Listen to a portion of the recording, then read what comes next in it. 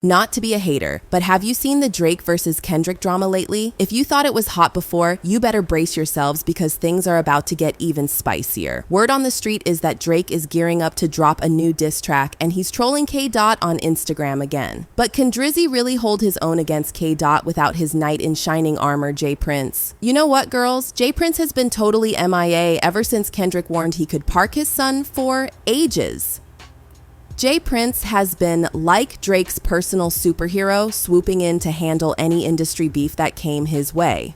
But when it came to the mother of all showdowns with Kendrick, Prince was nowhere to be found. And apparently, Drake is furious about this whole mess. He was absolutely convinced that Houston, and especially J. Prince, would back him over Kendrick. But oh boy, did that backfire. Word on the street is that Drake recently previewed his new Kendrick diss track in a Houston club, but the reaction was not what he expected. And if you don't know, girls, Drake also tried to ban Houston clubs from playing Not Like Us, thinking J. Prince would back him on this. But Houston folks are saying Not Like Us is still being played daily.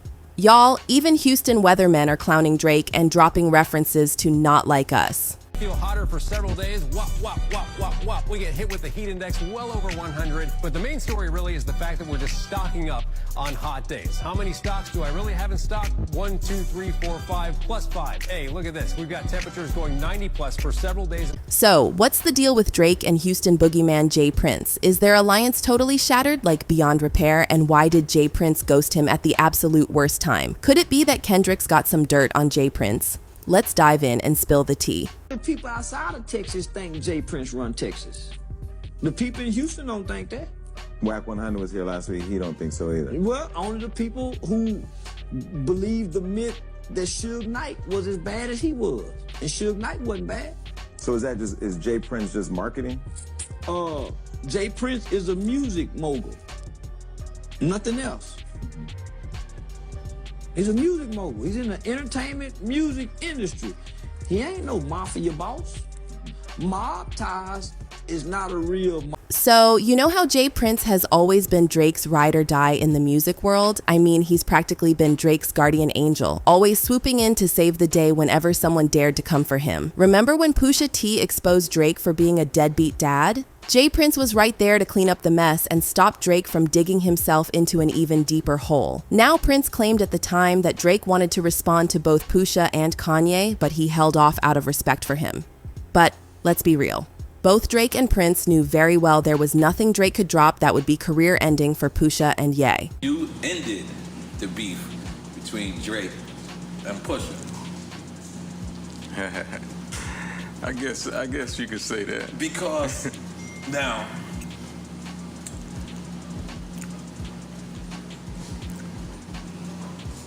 okay, there hasn't, was there a phone call that happened? Well, I had an opportunity to speak with Kanye, you know, and of course. Because we heard Drake was saying he smashed Kim on the record. That's what we heard.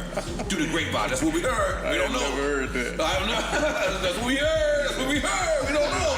I don't know what I'm saying. I don't know. But I'm sorry. Yeah. But you know what I mean? That didn't, you know, right. That something didn't make sense for us. Right. In our movement, that was some moment, right? Right. So we figured out how to circumvent that and keep it moving.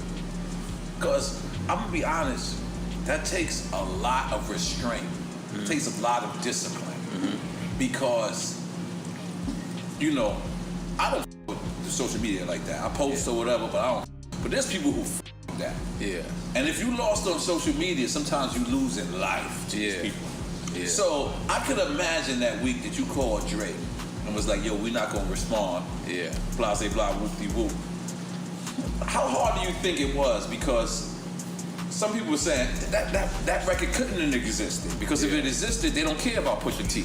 You know what I'm saying? Yeah. If it existed, they would just drop it and just end Pusha T and Kanye if it existed. But then some people was like, yo, why didn't he respond? So what was that week like? Because I'm sure people was hitting you on that as well. You know, that was a testament of the respect that he had for me. Because he wasn't trying to hit it. Really. Yeah, he wanted to drop. He's an artist. Yeah, I mean, you know how that is. Hit you want to. So to me, that was a testament of the respect he had for me, and and I had to like really, you know, let him know, okay, I really mean this. Right. You know what I mean? This don't make sense. Right. And when we put it on the scale, it didn't make sense. It was that simple. Yeah. It's kind of like when Jay overdid it with Nas with that second record, and he went to certain places about family and things like that. It kind of made him lose the beef by default because of him bringing in other family members and him doing that. Is that how you felt with Drake? Well, in all losses, some losses are wins. Yeah, that's true. You know what I mean? It depends on your thinking ability where all of that is concerned. And we, you know, we couldn't get caught. So basically, it sounds like Jay was just protecting his investment. I mean, if he thought Drake could handle that battle, he would have let it continue. And let's be real, girls, we can safely assume Drake didn't have a strong comeback to the story of Adidon. Now, as for Drake and Kanye, they've been at each other's throats for years. But Jay Prince, man, to get those two to call a temporary truce for that Larry Hoover benefit concert in December 2021. This is Jay and Jay Prince. I'm making this video to address the ongoing back and forth between myself and Drake. Both me and Drake have taken each other, and it's time to put it to rest. I'm asking Drake on December 7th to join me on stage as a special guest to share the two biggest albums of the year live in Los Angeles, with the ultimate purpose being to free Larry Hoover. I believe this event will not only bring awareness to our cause, but prove to people everywhere how much more we can accomplish when we lay our pride to the side. Not to be a hater, but have you seen what's going down in the rap game? It looks like everyone's turning their back on Drake, and guess who's out here saying, I told you so? None other than Pusha T, who's been trying to warn us about Drake for years. And get this, word on the street is that Pusha and Kanye have finally squashed their beef and are back in the lab cooking up some new heat. And guess what? They reportedly have a Drake diss track in the works. Talk about pouring gasoline on the fire. Meanwhile, more rappers are jumping on the anti-Drake wave after Kendrick Lamar straight up humiliated him with that Not Like Us video. Everybody's clowning Drake for even thinking he could go toe-to-toe with K. Dot and disrespect the West Coast. Honestly, if I were Drake, I wouldn't set foot on the West Coast anymore or even step outside for a while because the backlash is crazy right now. So what did Pusha T have to say about Drake getting destroyed by Kendrick and basically being banned from the West Coast? And are Pusha and Kanye really about to go in on Drake with another diss? Let's listen to this audio. That's what I get. I get clown feelings from that. I look at him. There's somebody, you know, I get the picture of the actual photo that I used of the blackface. Of the blackface. Right. And I'm like, okay. It makes sense. Ever since Kendrick dropped Not Like Us, California has been straight up dancing on Drake's grave. And trust me, they are not done gloating about his downfall yet. This track has united all the haters of the Sixth God like never before in hip-hop history. But on the flip side, it's also brought a special bond back to California and the whole West Coast. Part of this is because LA took down the biggest rap artist in the game in a legendary rap battle. But also, it's because for a while now, Drake has been saying some things that have seriously rubbed the West Coast the wrong way, even disrespecting legends like Tupac. Now, while Kendrick and Drake's beef has been simmering for over a decade, the animosity the West Coast has for Drizzy is pretty fresh. Remember when Drake dropped his first official diss track aimed at Kendrick? Pusha? He had the nerve to claim he's more loved in Los Angeles than Kendrick, rapping, "Get more love in the city that you from?" Like, seriously? While Kendrick didn't clap back at this specific line in any of his tracks, you could tell it got under his skin. Instead of just talking about it, Kendrick let his actions speak louder than words. He put on one of the most epic rap shows in recent memory, showing the whole world that the West Coast has and always will be Team Kendrick. So if you didn't know, now you do. The West Coast is riding high on Kendrick's win and Drake's loss. And honestly, there's nothing they appreciate more than seeing one of their own triumph. Gonna lie to you, watching that concert, it was like the first time like I seen his rap like transition, like it kind of like say like this, he's the new king.